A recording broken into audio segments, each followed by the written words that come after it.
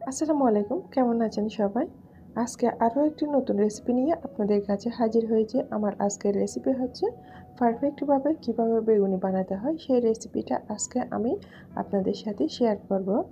তো আমরা সবাই বেগুনি কম বেশি বানাতে পারি, বাট দোকানের মতো এরকম পারফেক্ট হয় না। তো আমি আজকে দেখাবো কিভাবে দোকানের মতো পারফেক্ট বেগুনি বানাতে হয় সেই রেসিপিটা আপনাদের সাথে আমি শেয়ার করব।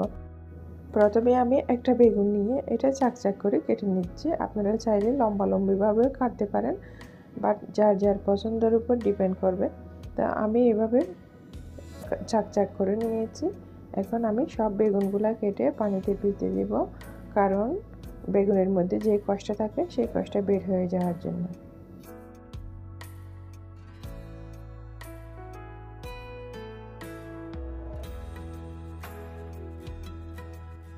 এখন বেগুনটা আমি 5 মিনিট পানিতে রাখবো, তারপর উঠাই নিব। বেগুনটা পানি থেকে উঠানোর পর আমি লবণ দিয়ে মেখে একপাশে রেখে দিব, ভিতরের পানিটা বের হয়ে যাওয়ার জন্য আর বেগুনের ভিতর লবণ ঢুকে মতো। এই পর্যায়ে বেগুন থেকে যখন পানি বের হয়ে যাবে তখন বেগুনটা একদম সফট হয়ে যাবে, রান্না করতে সুবিধা হবে। প্রথমে আমি 1 কাপ বেসন নিয়েছি, এর সাথে অ্যাড করে দিচ্ছি 2 টেবিল স্পুন আদার রস। আদার রসটা ব্যবহার করার কারণটা হচ্ছে ফাস্টফুড খেলে অনেকেরই গ্যাস হয়, এই গ্যাসটা না হওয়ার জন্য মেইন দেওয়া।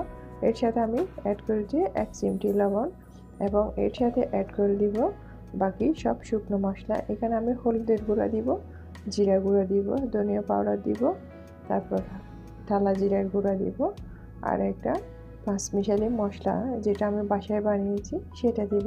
সবগুলো আমি 1 টিস্পুন করে দিব এবং এর সাথে আমি দিব স্বাদ মতো লবণ। আপনারা কতটুকু ব্যাটার বানাচ্ছেন সেটার উপর ডিপেন্ড করবে আপনার লবণ।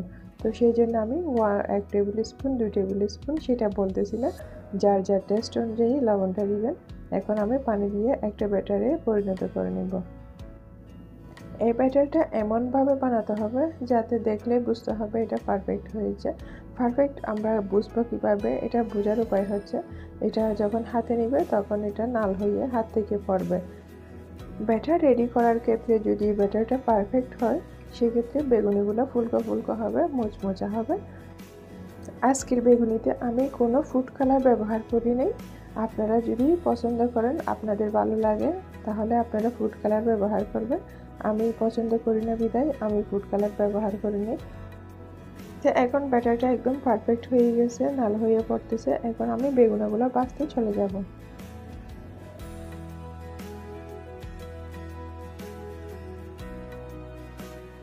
তো চুলায় একটা কড়াই বসে দিয়েছি, কড়াইয়ের মধ্যে আমি পরিমাণ মতো তেল দিয়ে, তেলটা যখন গরম হয়ে আসছে এর মধ্যে আমি একটা একটা বেগুনি ব্যাটার থেকে চুবিয়ে এর মধ্যে দিয়ে দিচ্ছি।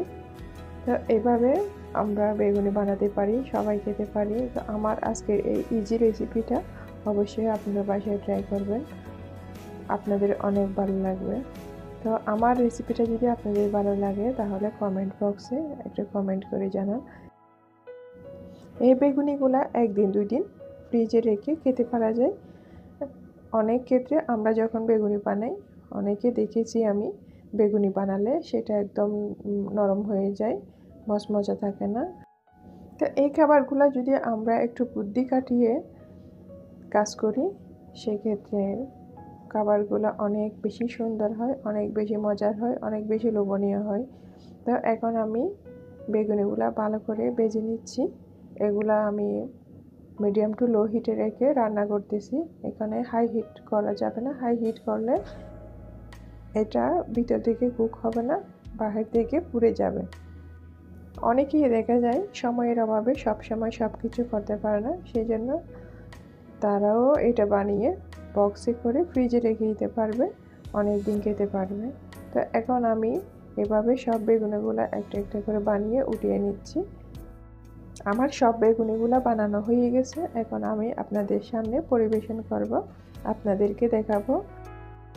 এখানে আমি যদি ফুড কালার ব্যবহার করতাম তাহলে এগুলা একটু লালচে লালচে হতো।